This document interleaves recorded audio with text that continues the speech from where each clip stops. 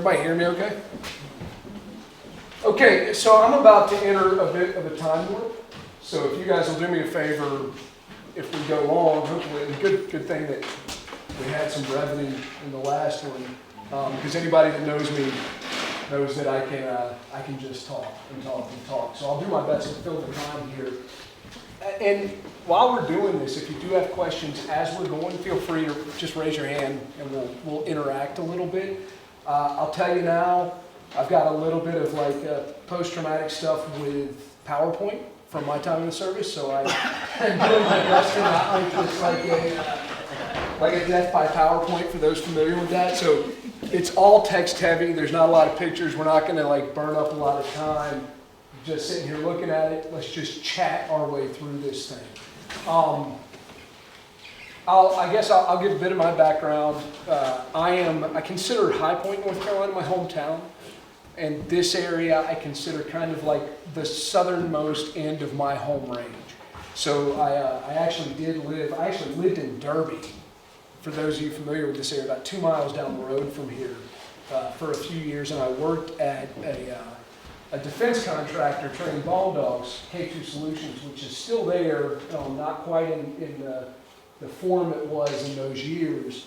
But I got to spend a lot of time messing around down here in those days, and this was a big part of my kind of my journey into my pursuit of Woodcock and that passion for me. So I feel really connected to this place in particular.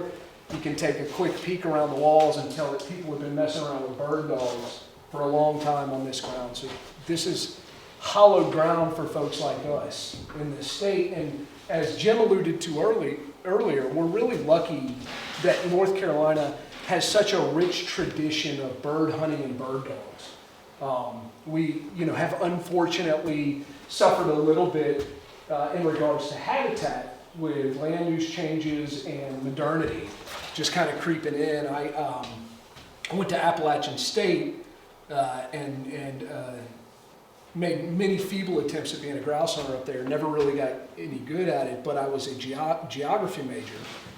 And I did a presentation one time on like land use in the area. And I pulled all the soil surveys from as far back as I could go. We went back like pre-World War II. And there were aerials from back then. And you could find any county in this state from before the war. Look at an aerial of that, an aerial image, and there was like hardly a mature tree in the entire state. And so the generation of hunters from that time didn't have access to mature timber the way we do today. There wasn't deer. There weren't turkey, at least in that time frame. So the man that got me started in being a hunter was my grandfather, and he's from High Point. And he was a just like generalist small game hunter. And I think most of the people, the hunters from that time frame kind of fit that mold. I can remember I was 4 years old, and it was early in the morning. My grandfather came into my room. I would spend the summers with him, and then I would spend Christmas break with him as well. And he came into my room really excited, and he woke me up, and he took me over to the window to see a doe standing in his garden. And he was so pumped about it that we didn't see deer back then, and so that was I remember that, and I can remember sitting out there, and I remember hearing quail as a kid. And I was a little too young to be a proficient hunter, obviously, but I would tag along with him on my Christmas breaks, and we would start every morning if we went hunting. We'd go sit on a ridge line. We actually, even at that time, his house was within the city limits of High Point. It was still very rural. It was right on the Davidson County line for anybody familiar with that area.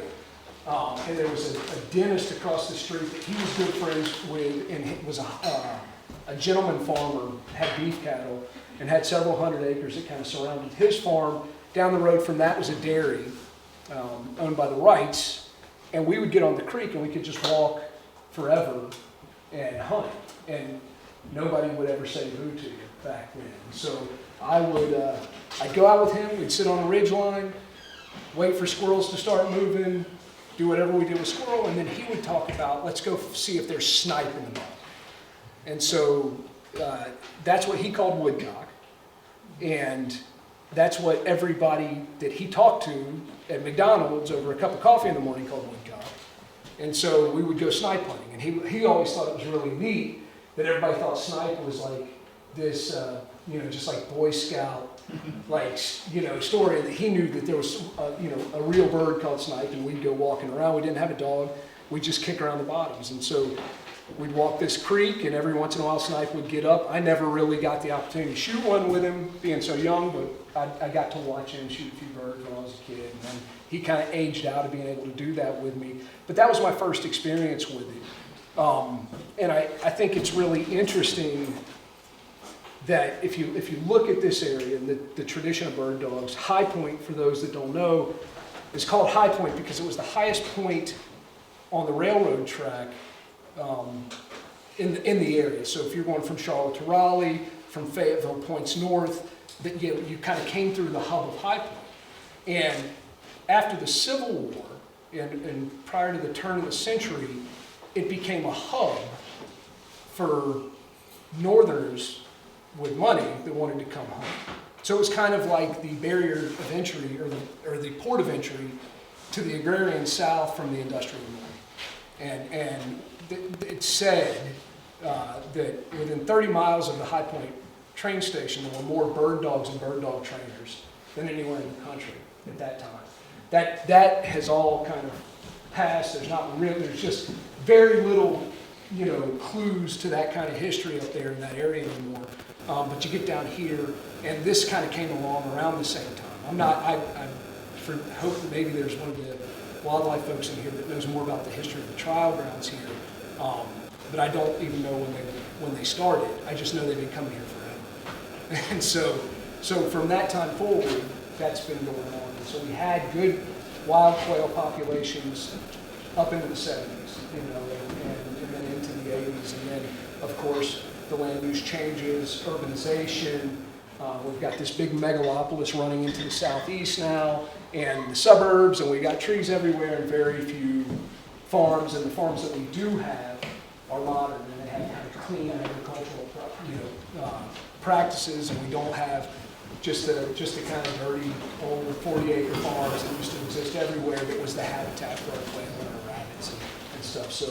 So that is unfortunately where we are today, and that's one thing that makes Woodcock such a wonderful resource for us, is that they haven't stopped migrating, and they still kind of use the areas they use. And so for those of us that are into bird dogs, they're a wonderful opportunity for us to have our sport and to also exercise our dogs and to give them, good bird contacts. Woodcock are, if you were to try and create a bird to train a bird dog with, to me, it's the perfect bird. It's going to hold tight for your dog. It's going to give you opportunity. So they're a big deal to me. They're my favorite bird. And with that said, I'm going to read this to you, and I'm going to probably fumble my way through it, but it's my favorite passage written about Woodcock. And it's super romantic. So once upon a time, the story is told, a covey of gray partridge roamed the plains of Zaire. Among them, a small, pitiful individual, feebly vegetated, while her powerful brothers and sisters ridiculed her, keeping the best grain and insects for themselves. To survive, the little partridge was reduced to seeking minute morsels of food in the fissures of rocks and hard-to-get-at places. Unfortunately, her short beak did not always allow her to reach her food, and she grew weaker. The Virgin Mary, witnessing her misery from paradise, was saddened and called her to heaven. The partridge curled up in her hand and listened as the Virgin said, "Little bird, I'm going to transfer you so that you may know the joys of life. Thrown out by your kind, you will now live alone in the serenity of the forest, where, along with the silence, you will also find an abundance of food. You will be the elegant hostess of the underbrush and will generate the admiration of those who love nature. Your capricious flight and your intelligent defenses will allow you to escape your pursuers. I will protect you."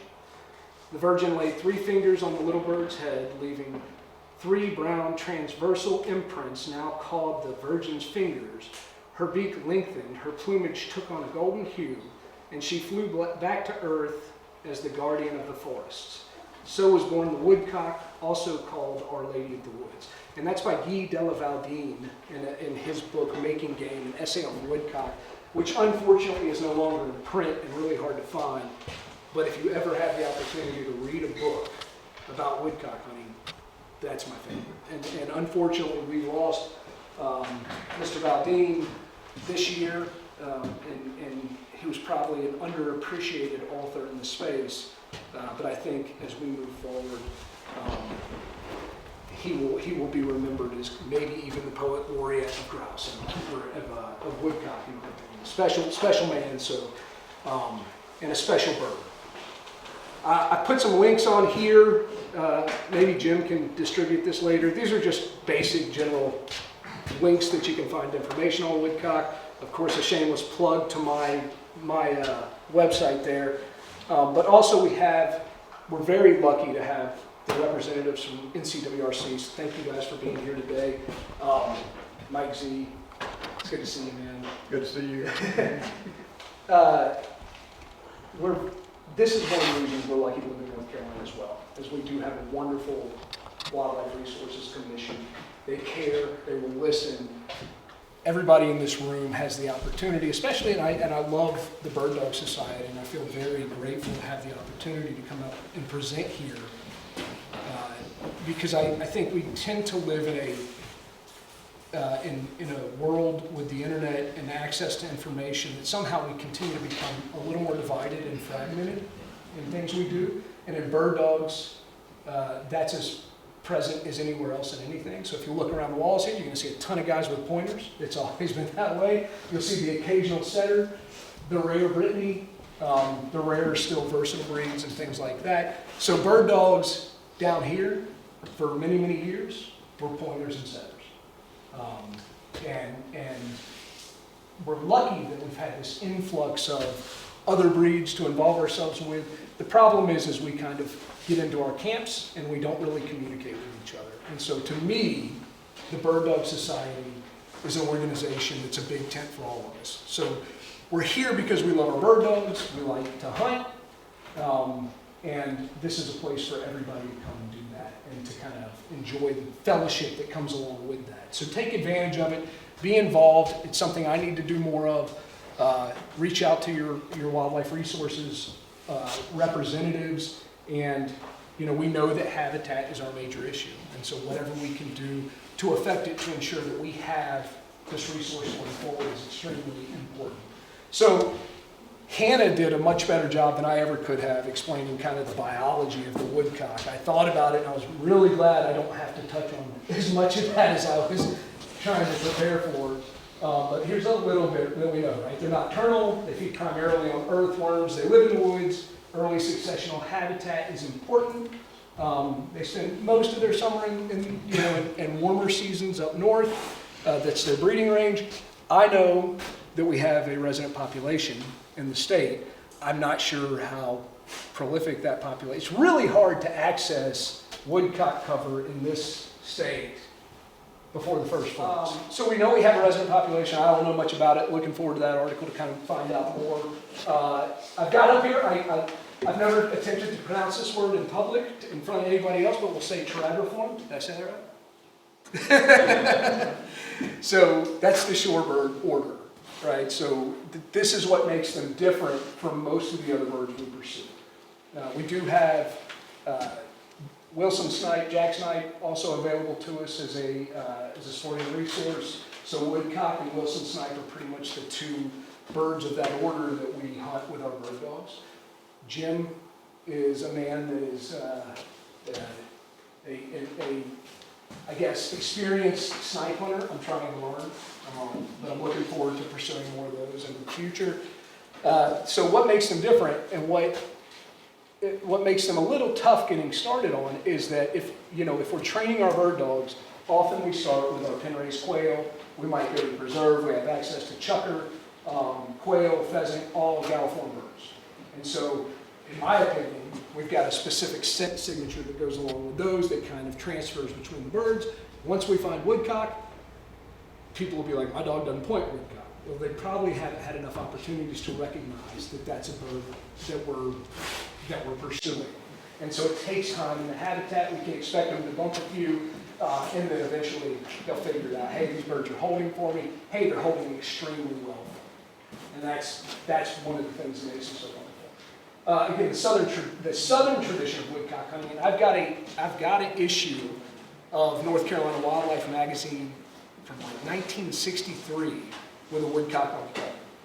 And it's one of my prized possessions. It's super cool. And so people have been pursuing them in this state as long as they've been pursuing quail, because they've always been kind of, I would call it a bonus bird, but many others call it a trash bird. And so like my uncle, for example, he was a big bird dog man, lived in Bisco. I would come down and spend a lot of time learning about him, and he hated it when his dogs pointed woodcock. He didn't consider them worthy of table fare. He, of course, probably did not know how to cook them. But at the same time, that was not an uncommon sentiment down here. And also up north. So folks that would hunt grouse up north, if they ran into their woodcock, many people respected them as a worthy piece of game, others not so much. Let's see, so like habits in their southern range. We are lucky that we live down here. We do get to see woodcock do their sky dance, for those of you. So if you get a warm day, especially like late season in January or getting into February and even sometimes into March, if you can find the right field to be on, you'll hear them out there painting. You'll see them at dusk flying, and you'll mistake them for bats. So Louisiana is a really big wintering ground for the Mississippi flyaway birds. I mean, so you go down there, and down there they actually, the Cajuns call them big bat birds, and they resemble bats. But and I think there's a tradition down there. Those guys don't eat anything anyway, so they've always appreciated the woodcock, right? I don't have any Cajuns. I love those guys, man. They're super. We'll talk.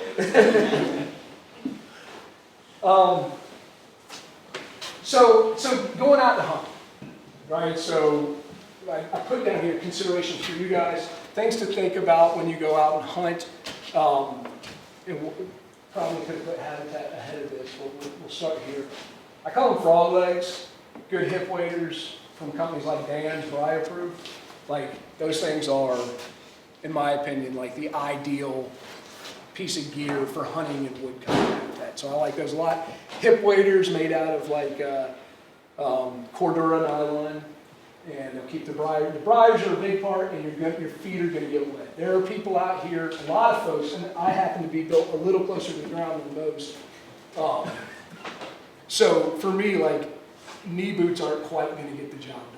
And when I go out, especially when I would hunt out here, I would find myself oftentimes with like creek crossings that were going to get me wet. I spent a lot of like really long walks home back to my truck from wherever I happened to be hunting. One in particular, there was a gentleman down here named Terry Merritt, for those familiar with the field trial game.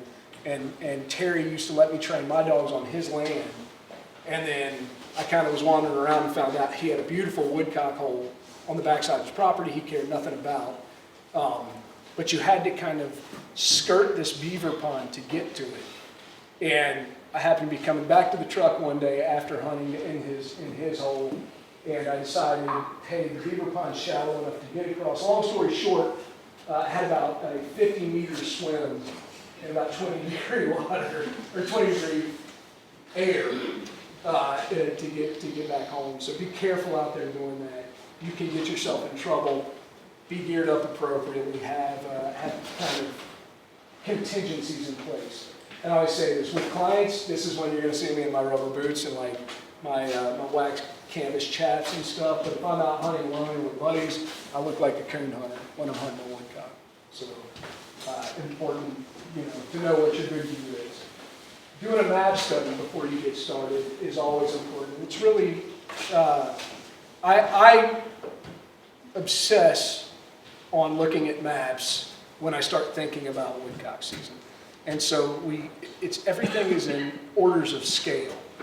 And so I love to imagine the flyways, and when you think of the breeding range up in Canada and the northern states and where the birds might fly, we always think that like terrain waterways, things like that. Wherever we have our hybrid soils is where our birds are going to want to kind of stay. And for the most part, that's true. That being said, when I was up in Appalachian State and I was running around looking for grouse, I found more woodcock above 4,000 feet in elevation than I ever found grouse. So, I mean, I've been on the side of Big Famous Mountains. I've been close to the bald of Big Famous Mountains and moved like 20 woodcock in a day.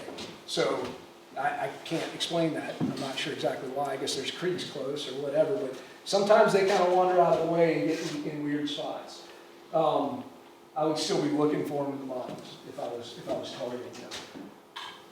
OnX is a wonderful resource. I don't know if they partnered with you guys yet or not. It's hard to beat for, you know, we live in this wonderful internet information age, and we have geographic information systems, so GIS, and all these mapping systems that we can add layers and look at different things. And so a commercial product that's available that is pushed heavily commercially in our space is OnX, and it's a really good program, and I use it. It's relatively cheap for what we do. You can load it on your phone, you can load it on iPads. I kept my old phone the last time that I kind of ran out of one, and that's a backup. Always have a battery charger.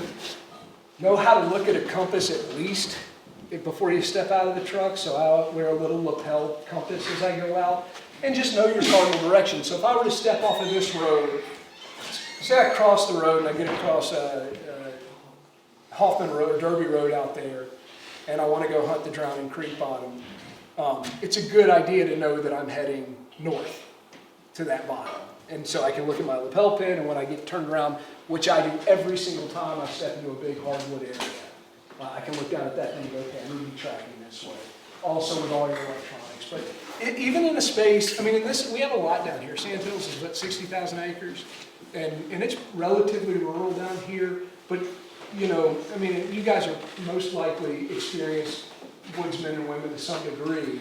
But when you get in a bottom, you get a hazy day like this, and there's a little moisture on the leaves, pretty soon everything looks the exact same. And if you're having trouble dead reckoning your way out of the place and staying in a straight line, you can just stay within like a 500-yard radius, walking circles for hours and having a little bit of a panic attack. And I've been guilty of that on several occasions. And so especially when I travel out of state now, as I get older, I've lost a lot of the impulsive things that made life a little more fun as a young person, but I've also gotten better at taking care of myself because of that. And so now I do plan better, and I suggest everyone do the same. Knowing your roads, knowing your map, knowing your area, having an idea of how you're going to get out. It's always a good idea. One thing is, if you ever find yourself in just the worst situation, it never hurts to just find a stream and follow it downstream. At least you know you're going to go somewhere, and so that's eventually to the ocean. First aid for your dog. So that was in here. I actually, for a while, I taught. So I was a medic in the military for a few years, younger, and then I got into the defense contracting side, and so I used to teach a first aid course for that. And for a while, I offered one through my kennel. And what I always found for me was like the only thing to me that matters in the field is understanding a basic level of trauma management and getting to a higher echelon of care. And so I would spend a lot of time teaching what is now like essentially a version of TCCC for dogs, or canine tech, or whatever you want to call it, which is essentially coming down and just understanding how to control major hemorrhages, a little bit about head injuries, airways, things like that. That would pretty much be my class. I'd finish, ask if anybody had questions, and all we talked about was like staple guns and Benadryl for an hour and a half. And so I don't teach that class for that reason anymore. That's what people want, and that's not really the way I think of trauma management as much. So I think the key is, guys, junctional wounds in your bird dogs. If you're going to have a major hemorrhage, it's going to be here, or maybe on their lower legs. And so just understanding how to pack a wound is what you need to do. You need to know to keep it all alive more than anything else. Airways are a little less that are a little harder to deal with. And so, but most importantly is knowing where your vets are that are open, being able to get out of your field. I went to Montana like 7 years ago, 8 years ago maybe. Went south of Great Falls like 40 miles. And this was I had been to Montana, I had never hunted remotely alone. And I got down in this canyon, I had permission to hunt some private land. I got 10 miles outside of Great Falls and lost cell service. Did not do a map study. Didn't take a whole lot of extra water. Pretty much as unprepared as I possibly could have been. Walked about a half mile down this canyon, saw my first rattlesnake. Decided I think I'm going to go back to the truck and get out of here. And on the way back saw 4 more. And so I came home. I went from there to a snake break clinic in Montana and came home and started offering them myself for that reason. So that's how I got there. But also, that was probably the biggest wake-up call I've had. Like, don't go anywhere unprepared. Considerations for your dog. Water, always number one. Luckily, if we're hunting woodcock, guys, I mean, for the most part, I'll pack all sorts of water in my bag. My dog every dog I own will drink the most rancid water available and happily do it and then suffer the consequences at some point, but we'll do it. Fitness, so I swim my dogs a bunch in the summer. I try to road them. My life doesn't allow for me to pay as much attention to my own dogs as I wish I did. So I will invariably start every hunting season like with me and my dogs being too fat. And so it's never a great idea. Last year I was hunting with some friends and my dog Crockett got out and we had one of those days in December that started out at like 30 degrees in the morning and it was like in the 70s by after lunch. And we got way up this creek and my dog started overheating, so I had to carry him out. I got lucky that I recognized it and carried him out, but it can happen, and it will happen often in this part of the country. And just recognize too, by the time we get to December, our dogs are acclimated to cooler weather. We get one of those warm days, I think you're much more likely to be dealing with a heat casualty in those 70-degree days in December than you are actually to be dealing with hypothermia and stuff. When we talk about our dogs. So be prepared for that, be aware of it. To me, you can keep an eye on your dogs, you can watch them kind of pant, blow out. Some dogs, they kind of get adrenalized when they're hunting, and they'll just blow out. If you're seeing what you might call ataxia, right? They're having trouble walking and getting a little wobbly, that's when you need to get out of there quickly, right? So that's the one thing I'm looking for. It's hard to keep up with it, and dogs will not often give you a sign. So you can look at their ears if they're beet red, you can see them panting uncontrollably, things like that. But if you're used to hunting, it's hard to tell the difference between a dog that's just exerted or a dog that's getting in trouble with heat. And so be prepared for that. If you catch yourself getting warm, be watching your dog closely. Bells, beepers, GPS tracking collars. GPS tracking collars, like, I struggled with this for a long time when I got them, when they first came out, because number one, they weren't romantic, and I was stuck in this super romantic headspace about it, so I always ran bells on my dogs. And then I hated the early units because I would burn my batteries out too fast. I was always underprepared. They were clunky and cumbersome. There was not what I would consider a good viable track and train unit on the market. So if I was going to run that, then it was do I put an e-collar on my dog too? And now my dog, doesn't have enough neck to support all the collars I need to put on them. Luckily, we've gotten to the place where the technology's caught up a little bit. They're smaller, they're easier to manage. There are a couple of really viable track and train units on the market. I actually quit running bells on my dogs a couple of years ago because I realized I went a couple of times, forgot my bell, ran my tracker, and then of course bismuth ammo started coming on. And then I was getting all these nice opportunities on wood ducks while I was woodcock hunting when the seasons overlapped. And so now that's kind of my fun thing. If I get a bonus wood duck while I'm out woodcock hunting, I get excited about it. And so for that reason, I've quit running my bells because the wood ducks won't tolerate that noise. So, and then of course I've got a buddy, and this is, forgive me if this is not as politically correct as it should be, but I told him, I was like, I hate these tracking collars, and he goes, if the Indians have had them, they'd have used them. You know, I said, for that reason, that kind of stopped with me at work. Man. So he was right. You know, we live in the time we live in, and we have access to this stuff, and it doesn't mean we have to not appreciate how romantic it can be. Weather. One slide on this, right? Like, I don't care what it's like outside. If I have a day that I'm able to go hunting, that's a day I'm going hunting. And so, but lessons I've learned, all of my lessons I've learned the hard way.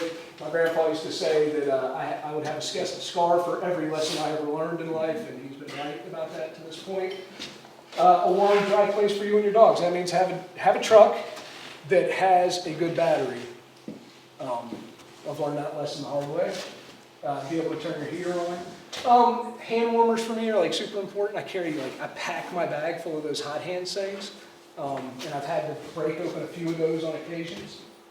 A dry bag in the truck, so I access a lot of my woodcock cover by boat. And we talked about the range here.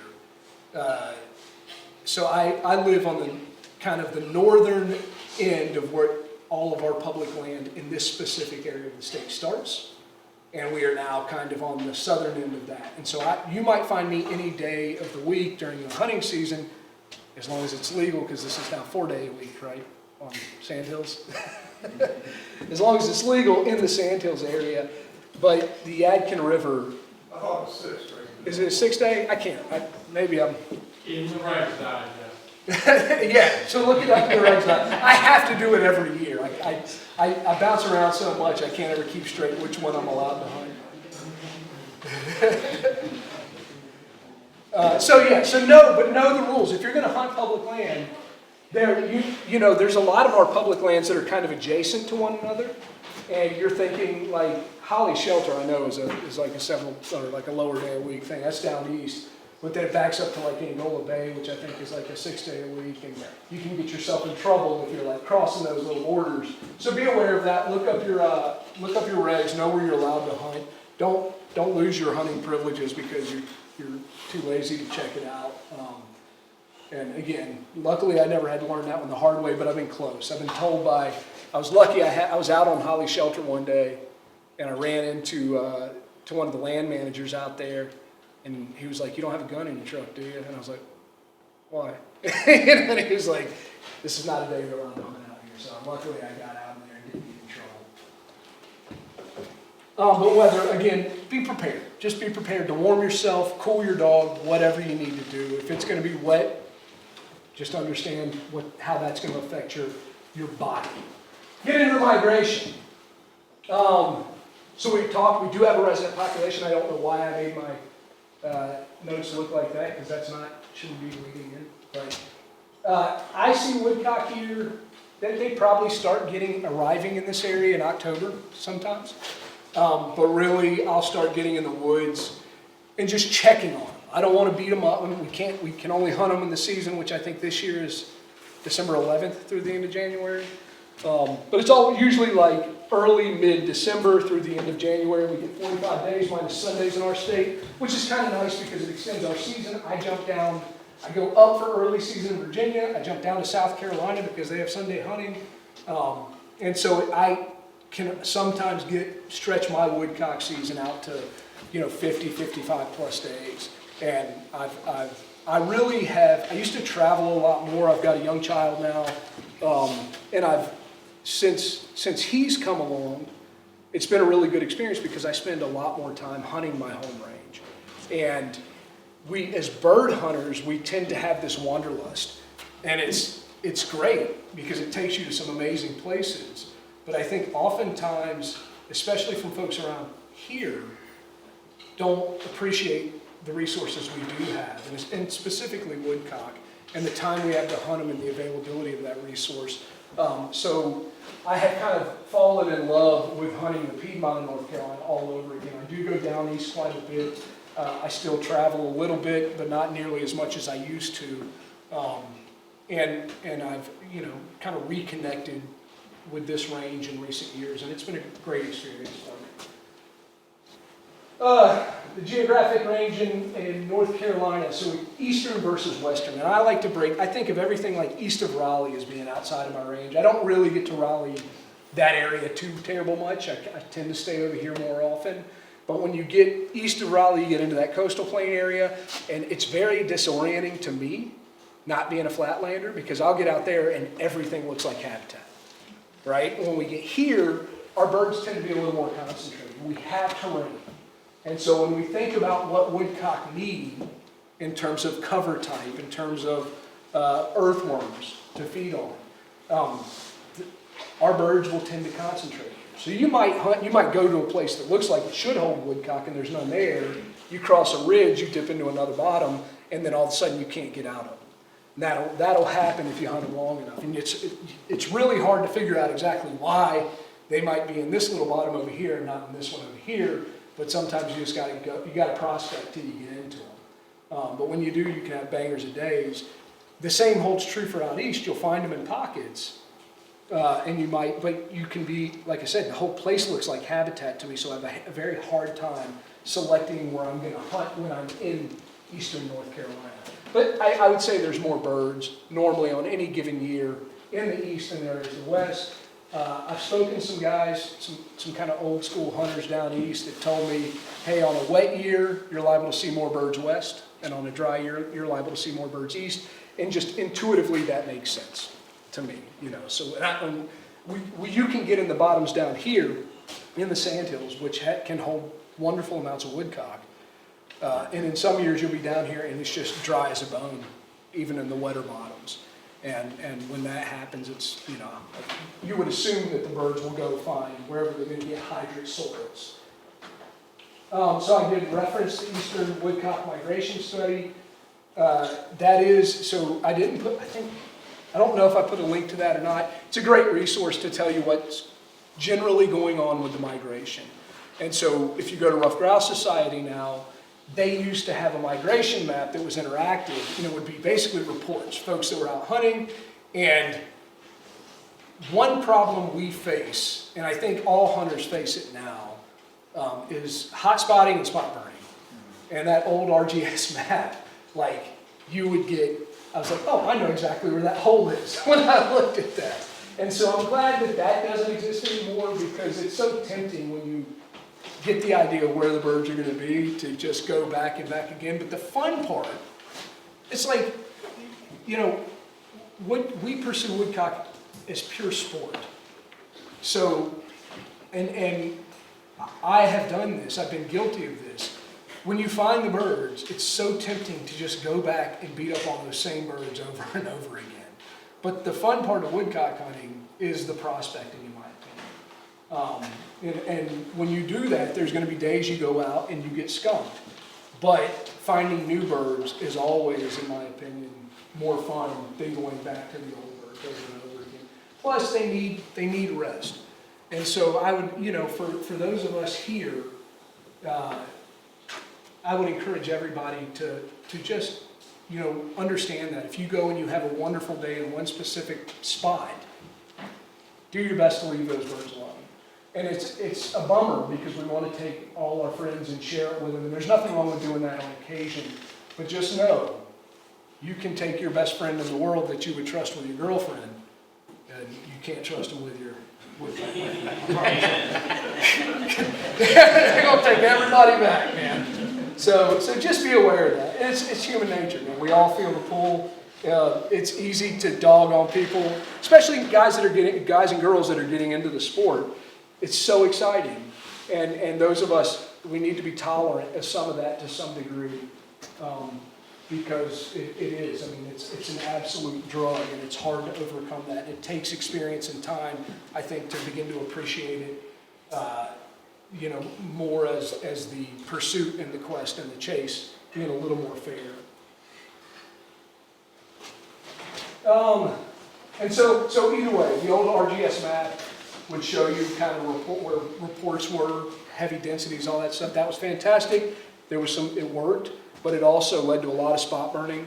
The new mapping system, now they're collaring birds up north, and they're tracking the migration. and you get to see. And one thing it's cool, it validates, is like North Carolina and to South Carolina, that coastal plain, I mean, we are a major hub for wintering birds, and then down our watersheds through this area, you know, as well. So I think of, you know, the big scale of the landscape. When I think of the migration, I think of these big waterways. For me, my home watershed is the Yadkin. Growing up in High Point, it's actually a divide. So every creek flowing out of High Point to the east is going to eventually join the Cape Fear via the Deep River, normally out of High Point. Every creek flowing west out of that area is going to meet Rich Fork, Abbott's Creek, and run down to the Yadkin. And so that's my home. Come down the Yadkin chain of lakes, we've got a ton of public land on those chains. Flow into the Uaris, and then out of there into the sandhills. I mean, we should be grateful for what we have here if you're from this area. And you can find birds all along that corridor. You can also not find birds all along that corridor, which is one of the things that makes it kind of fun too. So you just never know when the flight's coming through. Some days, last year was a good example of this. We had a good cold snap before Christmas. I went in there, bear. Went back a week later, couldn't find birds all the way down anywhere. Went down to South Carolina, hunted with a buddy, had a great hunt, came home, and then the birds came back for some reason. And I had birds. So it's like you never know where they're going or why, but again, that's part of the fun. Vegetation, landforms, and soils. So wherever we have lots of terrain, lots of relief, again, you know, you would expect that the birds would want to travel in lower areas based on the soil types they're looking for. Doesn't always end up being the case, but I think if you look at, like I looked up an old Audubon Society Woodcock range map, and they had, and I'll burn Alabama because I have no idea, I've never been there to hunt woodcock, but like northwestern Alabama is like this heavy density of woodcock, and it would make sense that it should be. And I don't know if those guys actually are tracking those birds in any way or not, but if you look at the Appalachian chain, you got birds that are probably going to stay a little bit to the east of that, birds are going to stay to the west of that, going to Louisiana, and then as those taper out and you get into that Tennessee River Valley, to me that would make sense that that would be a nice little area for woodcock to be. So on a big scale, that's what I'm looking at, is where they're traveling. As we start to scale that down, I'm looking at specific waterways, and I'm thinking whatever their flyways might be. So I like to go to Virginia and hunt some of their rivers up there. I like, you know, big broad bottoms are always fun.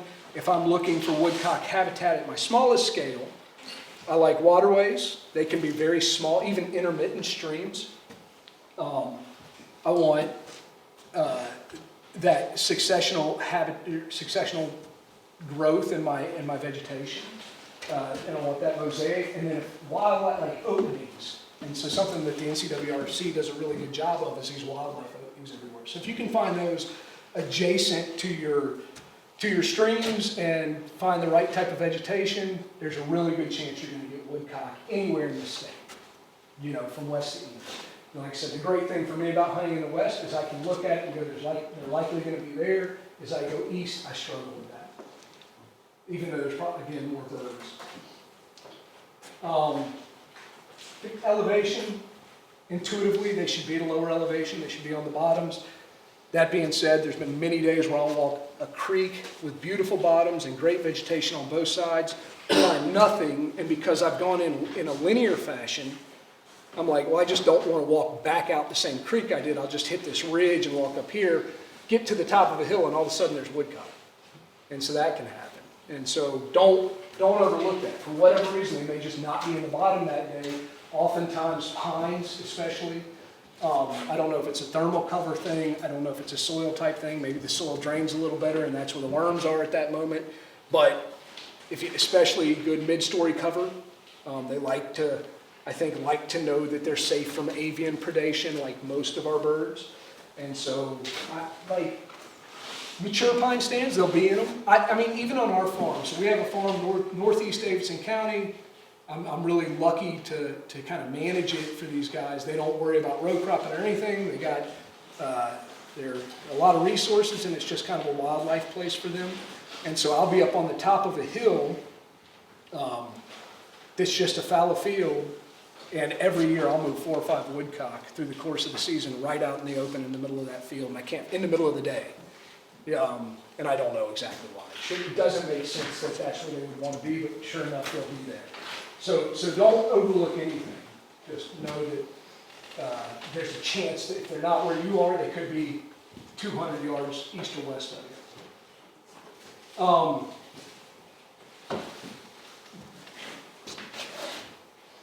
When we talk about the density, a couple of things, stem density mostly, right? So with higher stem densities, when we look for habitat, those thick areas, you'll often hear people say that if you're walking through good woodcock habitat and your hat falls off your head, it won't hit the ground.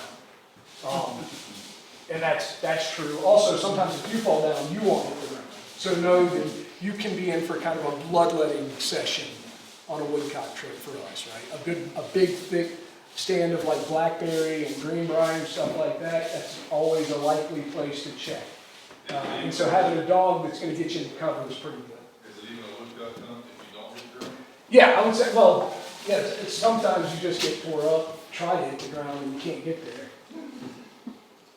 Public versus private, it's all, it's cool to have private. The great thing about woodcock too, though, is like, again, it's one of those things you get in, you get out. I think it suits they're nice for the problems we suffer with all of our other species, in the modern era, is you can woodcock hunt, and oftentimes I do, it's like, I've got 10 acres of really good habitat to check out over here. I ride down the road, I jump out, I hit that little hole, I find birds or I don't. I get back in my truck, I drive down the road and I check out another little spot. So it's a great public land bird. And if you have access to private, you can certainly find them there. Good thing about private. And of course, woodcock, gosh, man, I felt like I was the only person on the planet that hunted woodcock for years. I wasn't, but I thought I was down here. And of course, and for good reason, and it's a good thing that it's become a more popular resource. We need recruitment, retention, and reactivation desperately in our space. And so it's easy to kind of want to hoard it for ourselves, but it's very important that we don't, because if we don't have people utilizing the resource, then there's no reason to conserve the resource. And so for me personally, I struggle with this all the time, because now I go to my home range, and there's a good chance that on a Wednesday morning, I'm going to go to a hole that I've hunted for 15 years, park my truck, and recognize that somebody else's truck and their dog box is parked in that same hole. And that would have never happened a few years back. So recognize we're in this area because we do have these kind of densities of birds that are more dictated by our terrain than down east. There's not as much elbow room, so it's easy to get frustrated when you go and somebody else is parked in your spot. But just recognize that it is a good thing that people are out there utilizing. We've talked about our soil types. We know they eat earthworms. We need hydric soils. Also knowing that they're going to not always be in our hydric soils. This is something I don't understand. I've heard people talk about mapping soil types and like finding their woodcock that way. That would be interesting. It's a good way of kind of cider scouting your spots. Regional consideration, wet and dry, like you get up around Asheville is interesting. There's some interesting places up there that should hold birds, but very low precipitation part of the state. So just knowing that might keep them out of there. Riparian areas are pretty much what you're going to focus on most of the time. Strategy. So I call it the approach. When I park my truck and I think about where I'm going to hunt, one thing I really like to hunt mid-morning. So I'll go, oftentimes when I'm hunting my woodcock, that morning will start with like a duck squirrel hunt for me, whatever happens to be moving. And then as the sun gets up and the vapor pressures in the soil begin to kind of come up, that's when, to me, is like, that's bird dog time. So if we have a cool morning with a rising temp, good moisture in the atmosphere, that's going to create really good sitting conditions. Hopefully we have a little bit of air movement, but not tons of wind. Like those days are the gems. And so that's when I want to get out and get on the ground. Of course, I'll hunt whenever I can, so it doesn't have to be those good days, but that's a good one to hunt on. We need moisture, but we're in our riparian areas, so we should have moisture even on our dry days. Wind, using it to your advantage, so depending on what kind of hunt you're going to do. If I hunt the sandhills, it's almost always the same. I'm going to look for a drain, and I'm going to track that drain. I'm going to get on the downwind side of that drain, and I'm going to work it in a linear fashion if I'm alone. If I've got a buddy with me, I might put somebody on the other side because there'll be shots presented on either side sometimes. But for my dog, I'm going to treat a drain in the sandhills almost like I would treat a field edge looking for quail in an ag field, and just let them work that side. And they're going to have to get in a little bit into the cover as well, but you got to understand where the odor, where the scent cone is where the odor is. And if my dog's upwind of that bird, he can't smell them. If he can't smell them, the bird may as well not exist to my dog. Linear versus looping, just for fun, I always want to make sure I don't have to just backtrack my steps out. So I'm always going to look at an area. How can I approach this efficiently and effectively, use it to my advantage, and not have to just walk out a mile or two and then walk back that same mile or two? And that's easier said than done a lot of times, especially in this area. The dog. Any questions about just general woodcock? Well, I'll just add to a couple of points. Sure. So I grew up woodcock hunting in West Virginia, where it's all mountains. Most of the time we find more birds on top of the mountains because they're migrating through, and that's just kind of where they stop and rest for a few days and then keep on moving on. So that happens here in North Carolina too. And so unlike Grayson, I hardly ever go west. I always go east. Yeah. And those eastern birds, they'll move around a lot more for weather patterns, but a lot of times you'll find those fresh migratory birds on tops of the hills. And even on the east, there's been days where I've hunted with people that are down on the Cape Fear River hunting. I'm up on top blasting away, and they don't find the bird down on the river. So those are some things to keep in mind. The migration patterns might dictate where they're at on the mountains or down in the bottoms. So don't always just kind of drive past those hilltops. But if you take like sticks and stuff and just move away the debris, if you see worms, that's the food source. So there could be birds there. And the other thing is on the residential birds. I actually helped Doug with his tagging in North Carolina for the project they're talking about. But I also have rights to private land of this phenomenal woodcock cover. I rarely hunt it, other than to take the owners in there to give them some dog work and thank them for letting me use their land. But the beginning of March to about the middle of April, you have your dogs in the woods, and they go on point, and you find the woodcock, best to get them out of there, because there's probably a nest there. There are prolific woodcock nesters here. I go and take photos of them every year to my dog's steady, and I know he's not going to tear them up. But if you had a wild dog that's not well trained, and you find a good nesting area, he can crush eggs and put a curtain on the residential population pretty quickly. So just keep that in mind in the spring. Yeah, it's super important. And it's something I'm really interested in, don't know much about. But I know we've got them. And I think we've got many more of them than we actually realize we do. So, yeah, and that's really important, guys. You know, I don't go in the woods. When it starts getting green, I lose my zeal for it anyway, to be honest with you. At least being in the woods part. You know, it's just, I start thinking about fishing that time of year. Well, shed hunting a lot. So we That's find true. a lot of woodcock on nests while shed hunting.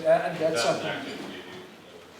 I could get more into as well. Pointer versus, anybody here not got a dog yet? Thinking about getting one? I figured as much. Anybody actually have a flusher in here? That's cool. I have I've been late to enjoying flushing dogs, but I currently have a lab that I just got to work. My only reason I got her at all, and I've always enjoyed labs and training retrievers, but I got her because I wanted to steady up my bird dogs. And so I wanted the opportunity to send another dog in there to flush to kind of make my bird dogs a little more resilient to other dogs like ripping point and stuff like that. And then I'll go out duck hunt, and a lot of times it's like I can't take all the dogs I want to take wherever I'm going. I just ended up with my lab, and I'd say in the last 2 years I've killed more woodcock over my lab than I've done in dog. And so they can be extremely effective, especially once they get savvy to it. And that goes for whatever, your spaniels as well. It takes, I think, a little more strategizing to hunt with a flusher. You can, with your pointers, you can just kind of turn them loose and let them do whatever they're going to do. And if they, learn how to handle woodcock, they're going to find them and be there when you get to them. With the flusher, you gotta be ready to rock and roll.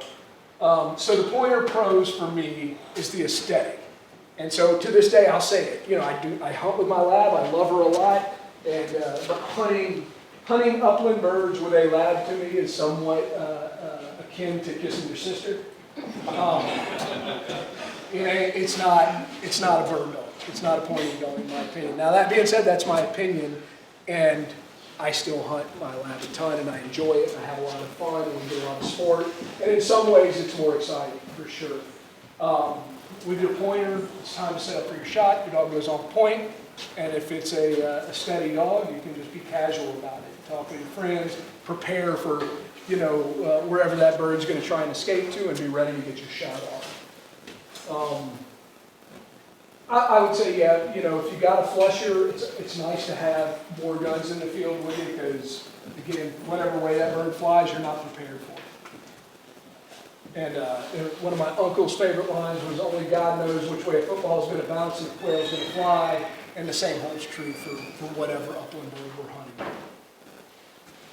I would say stamina. It's, I have definitely hunted with a couple of springers and cockers that can go all day really, really hard. They are expending more energy. It's a little tougher.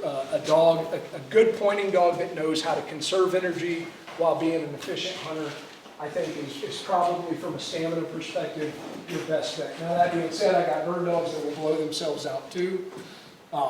But I've had pointers and setters that you could hunt 5 days in a row all day and would hold on to. I've never had that out of my flushing dog. Pointer cons, they tend to be independent. Independent and rangy could kind of go together. So I think from a training perspective, there's a little more involved in developing a handle on your pointing dog. So for me, that's a very early part of working with my pointers. When they come out as puppies, I'm not worried about being able to enforce my recall as much. The puppies are going to tend to want to be with you, but I think it's very important that if you do have a pointing breed puppy, that you give that puppy the opportunity to explore their range. And one thing I see a lot of as a professional trainer is folks bring me pointers that have never been off a leash. And now they're 8, 9 months old, a year old. We turn them off a leash, we find out that they do enjoy the independence, and now they enjoy it a little too much. And they never had the opportunity to I call it teen proprioception. Right? There's, a good bird dog should be able to cast out whatever range is comfortable for them and never lose contact with you, even if they're out of sight. And if they don't have the opportunity to develop that as a young dog, it can be tougher as they get older. So it's just something to bear in mind. Training requirements can be higher. Developing steadiness, woodcock are great for that. And one thing I'll say, as far as training is concerned, when I'm woodcock hunting and I've got my young pointers out, it can be very tempting to start turning that into a training session. Nothing that you do in terms of influence is going to equal what that bird's going to do for that dog in terms of developing point staunchness.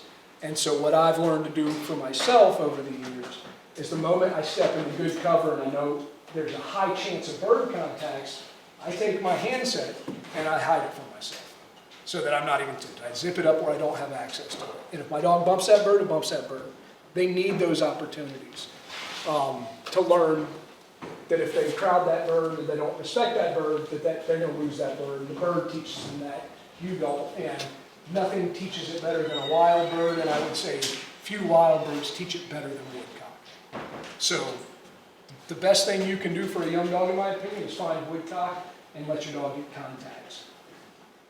It's, you know, I say that companion temperament, behavioral characteristics, I mean, I would say that your flushing dogs tend to be more engaged by nature and therefore feel like you have more of a contact with them. Most of my bird dogs are very, very affectionate, Velcro-y until there's potential for birds. And then they're like, see that, whatever. And that's fine with me.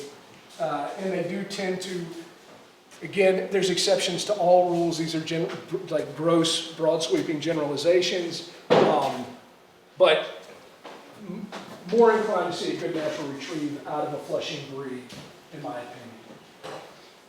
Flusher pros, they are engaged. They tend to be like with you more often. And sometimes that can be a con. Sometimes you got to get them out there and quest a little bit. Some are better at that than others.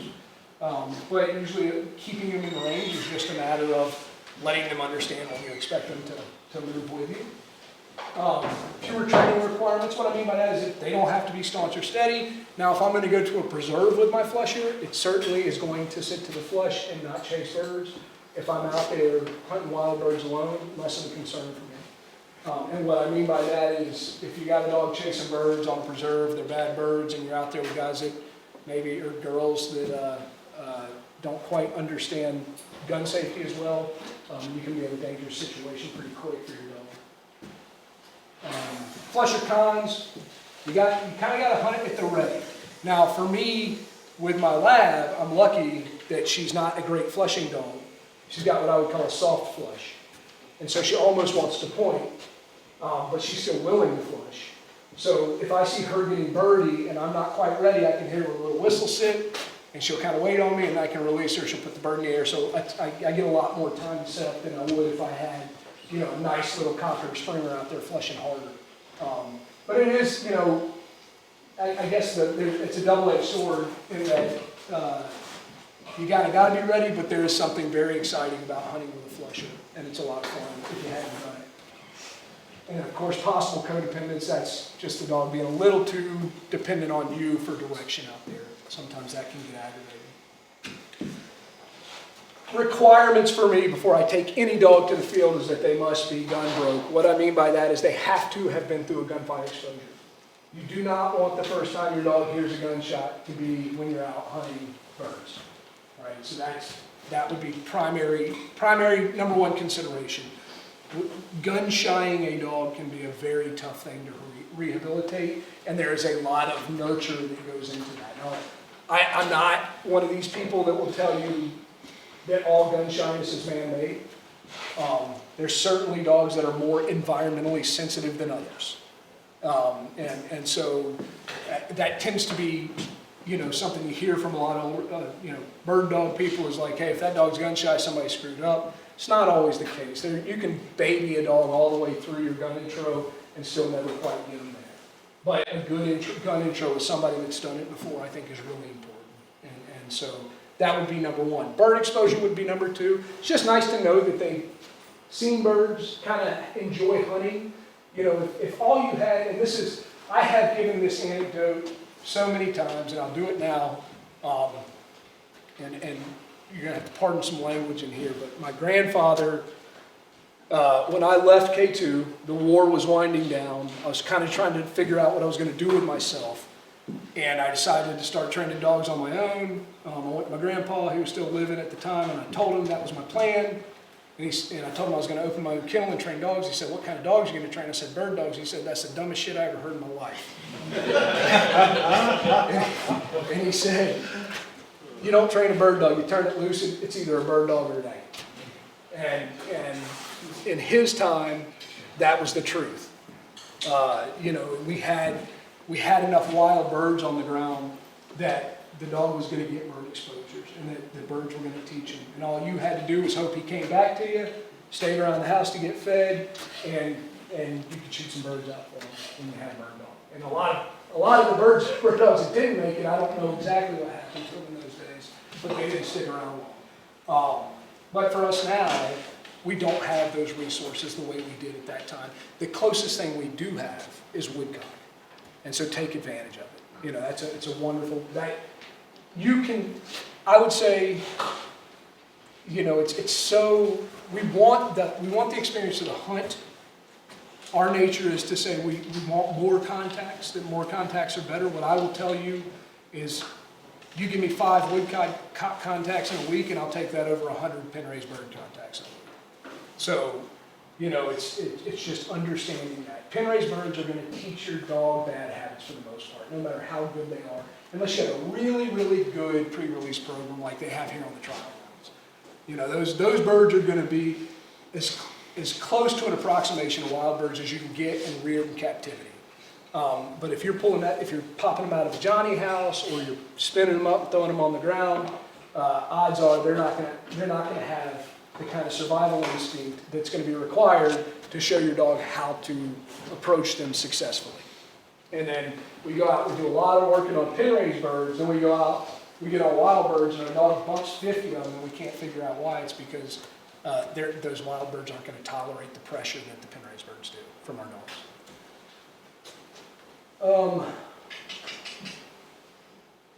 Hide the handset, I already talked about that. Pointers, let them range, you know, be comfortable. You got your GPS tracker now. I mean, if you're out here, I'd be a little worried about Hoffman Road if I was close to that side, or Derby Road, or Highway 1. But otherwise, I'm going to point myself in that direction, and I'm going to let my dog figure it out on their own. I'm going to try to get them in the best habitat I can, but the last thing I want to do is get out there with my pointer and start hacking it around. Let it figure it out on their own. Running your young dogs, your puppies with big dogs, is great early for a little while. The moment you feel like your puppy has figured out what the game is a good time to quit running them with the big dogs. So one thing I see a lot of too is a guy will have an older dog, pretty nice, and a younger dog that is learning the ropes, and he runs them together every time, and then all of a sudden our puppy turns into that professional backing dog, right? And what I mean by that is they get so dependent on watching the other dog work and following them through the cover that they kind of don't ever develop the skills to do it on their own, and that's really important. So get those young dogs out there alone as soon as you feel like they're capable of it, or if you don't have another dog training with, just take long walks. It'll work. Train with your shotgun. What I mean by that is hide that handset, and now my pointing dog's starting to figure it out. He's flash pointed a couple of birds, he's bumped them up, he's chased. For me, I'm letting him chase when they're young. Bump them, chase them, whatever. Eventually, he's going to start holding those birds longer because he's recognizing that his action is the thing that's making that bird leave. And so that should point up by nature. For me, I call it successive approximation. You let me get within gun range, I'll shoot you one down. The next time, you're going to have to let me get closer. Time after that, you're going to have to let me get a little closer. So there's this kind of nonlinear progression that is like 1 step forward, 2 steps back, 2 steps forward, 1 step back. But eventually they begin to get it. And eventually I'm around in front of you and kicking that bird out of cover and putting it down for you. The moment I get to that place, I'll never shoot a bump bird again. Right? So it's like, I'll shoot you a few bump birds to begin with, or I'll shoot at them. I happen to be cross-eyed dominant, so I shoot at a lot of birds. and hit many fewer than most of you probably do. But I enjoy the dog work so much that I've learned to not care as much about my shooting. And I'm too lazy to try and start shooting left-handed. I tried it once, and that'll never happen again. So that's what I mean by training with your shotgun. Shoot at the birds that are progressively handled better and better by your dog. The one good thing about not being a great shot is, for those of you that understand the dopamine jackpot theory, right, is that randomized intermittent reinforcement schedules create obsessive behaviors. And what I mean by that is, if you pull the lever on the slot machine, after you drop a nickel in there, you pull it, you get 6 cents back, you could, in theory, become a millionaire, depending on how fast you can pull that lever over time, but you're going to get bored really quick. If every once in a while you pull that lever, you get a little bigger payday, that's important. So I think in those terms when I'm out there with my bird dog. Like, hey, I'm going to miss a few, and that's okay. It's going to make the ones I hit that much more sweet, and it's going to get you a little more intense about the game. Yeah, so that's all your pointer stuff, and then with your flushers, have fun.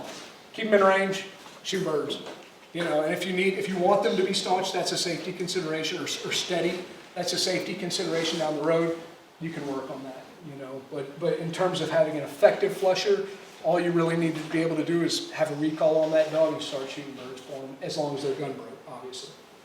Tailgate check, I always say this, like the most important thing with first aid at all, if I could leave you guys with anything on first aid stuff, is know your dog's baseline.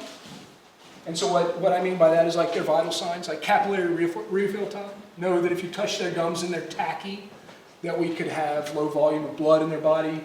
They could be ultra dehydrated. Look for signs of heat stress early. Know what they are. Your dog's respiration. Know what uncontrollable panting looks like. So for me, if I can put my hand and cover my dog's nose and they don't stop panting, they don't close their mouth when I do that, then I know that my dog can't control their panting. It's time to chill out for a little bit, cool them down, find some water. And of course, I always carry a thermometer, right? And so when I start seeing temps climb above, they say in the textbooks, you're going to see like 102 is when you're elevated temp. For me, it's like 104, 106. Start seeing those temps, I get worried. And so that's just me knowing if I need to be scared or not. But by the time I'm taking your temp, I'm usually getting you out of the field already. If I get that temp and I'm at 108, I've got to start active cooling now.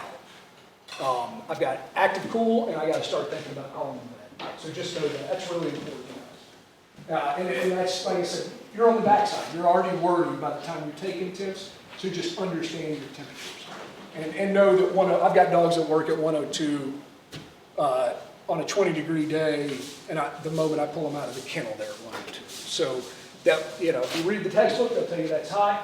If you know your dog's baseline, it may not be at all. But you gotta test that along the way. So, and it's important too. It's kind of an exposure deal. How am I looking at time? You got to round me up. We got about 10 minutes. All right. If I get too long. But it's important if you're going to do those kind of things. Know where to get your dog's pulse, set femoral artery. Let your dog be experienced in having you take their temperature. It's not really fun for a lot of dogs the first few times, but they'll figure it out. The table, I think that's my, look at that, and timing. So the table, for me, Woodcock. I have blasphemed and been a Woodcock heretic in the past and put them in a stew. All my Woodcock get plucked now. So they are wonderful table fare if you take your time with them. They're fine meat for a stew like any other meat too.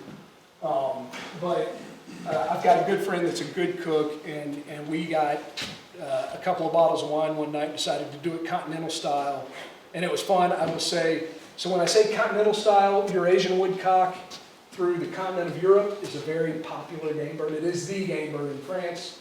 I'm a Brittany guy myself because I think the Woodcock and the Brittany kind of have a romance that goes way back, and I think that's really cool. So my favorite bird kind of dictates my favorite dog.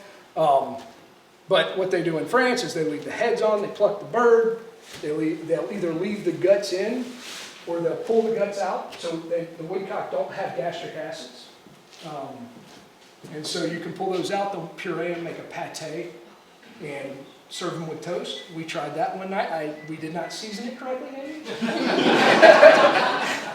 There was definitely evidence of worms in our pate. Haven't done that one since, but I do pull the guts, or I'll leave the guts in too. I just don't eat them. But I think maybe for keeping the moisture content good as you're cooking, that wouldn't be a terrible idea. But I would say I've got the thing on here: little olive oil, little salt and pepper, maybe some garlic. And I got a Traeger, which I really like for this. I'll put a little bit of smoke in there, not too much. I don't want to overwhelm it. But I've done it at 450, 500, 10 minutes, get the birds out of there, you're ready to go. They say 14, maybe more, or whatever, but that's a good one. So, so again, no wrong way that there is, enjoy them. So it's such a tiny bird. Obviously, we're not out there. This is not for meat. If you're going to be into Woodcock, I think it only makes sense to appreciate the romantic side of Woodcock, and the preparation for the table is an important part of that. So, Take your time, make your game meal, enjoy it, share it with your friends, and I think that's all I got, guys. Any questions for me? Jim, you got anything more to add? Because Jim, guys, could have easily probably done a better job with this class than I did. Well, if anybody's interested in that intro pate recipe, George Bird Evans has it in some of his books. So, Does it? yeah, I need to try it again. We didn't have quite enough wine before we got to that point. Hey, boys, Sir, I can't remember if it was you or Stephen Fowles who told me this. And one of the nice things about being a writer, if I want to learn about something, I go find an expert to do a story. It's kind of cheap, I know, but anyway. Either you or Stephen told me one time, it was a big aha moment, that Woodcock used north to south rivers and roadways as flyways. Yep. And then when they're ready quick for the night, for the day, they just peel off. And now when I look at a map, Yep. I'm looking for north-south creek beds and stuff, and I can't tell you how many times I've got out of the truck, get my mess together, and my dog's flying around on point, Yeah. while dirt road and mainland. So north-south flyways, it was one of those aha moments. I'm not sure I'm driving the but that worked for me. no, and they'll use highways the same as they will rivers, and I'm sure there's good reason for that. I've read that. I think in that book, Making Game, Guy actually describes that as well. But I think I read it in another one, and maybe a story as well somewhere else, but of a guy driving north to south and having a woodcock Yeah. floating right along his window as he was riding down. So those are important areas. Understanding they move north to south now, and I think anywhere you get your waterways, your big rivers, there's a good chance you're gonna. I think, I'd be speaking a little bit out of place to talk too much on spaniel trial stuff. What I'll say is whether you're talking pointing dogs or flushing dogs, or retrievers, most of your top field trial dogs could easily become good hunting dogs. But being a good field trial dog does not necessarily make a good hunting dog. Yeah, I guess what I mean is like that strong flush that they use in the field trials. I'm curious, like whether It's mostly, I think the most of that's going to come from a tradition of pheasant hunting. As birds are running, they want to get them in the air as fast as possible. So when we're hunting birds that are holding tight a little better, we can use that to our advantage. But when you think of hunting with spaniels, if you're thinking of doing it in the UK, it's walked up shooting and what they call rough shooting. You might get a couple of guys out there doing that. They're going to send the dog in the cover. They're probably not even going to see the dog. For us, if we're out there handling our dog alone, what's practical for us in the field may not be what you would expect in the trial program, but that's why I like it with my lab, because there's no trial system. I'm not tempted, right, to take her and show her off in any sort of way as far as her flushing skills, and they're pretty weak, to be honest with you, but it works to my advantage in that regard. As fast as possible, so when we're hunting birds that are holding tight a little better, we can use that to our advantage. But when you think of hunting with spaniels, if you're thinking of doing it in the UK, it's walk up shooting, what they call rough shooting. You might get a couple of guys out there doing that. They're going to send the dog in the cover. They're probably not even going to see the dog. For us, if we're out there handling our dog alone, what's practical for us in the field may not be what you would expect in the trial program, but that's why I like it with my lab, because there's no trial system. I'm not tempted, right, to take her and show her off in any sort of way as far as her flushing skills, and they're pretty weak, to be honest with you, but it works fine.